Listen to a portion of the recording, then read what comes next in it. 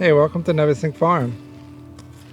You know, when me and my wife Kate started farming, we just started farming some raised beds in the backyard.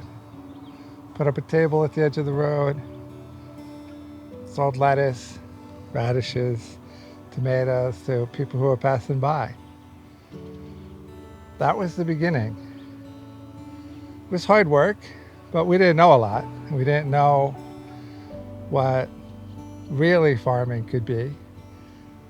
It was the next year after that we leased some land and started farming and became no-till and put up hoop houses, and you probably know the rest of the history. But it started very simply. And I mention this because, a lot of people, I think, want to farm and not sure how to get started.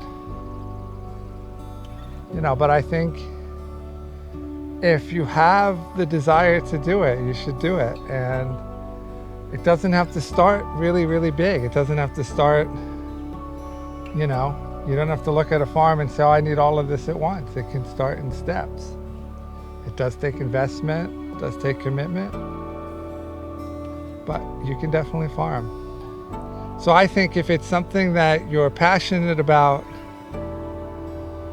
there's a lot of resources out there. It's always getting easier, and the market is there. Pretty much everywhere there's a market for fresh, locally grown vegetables.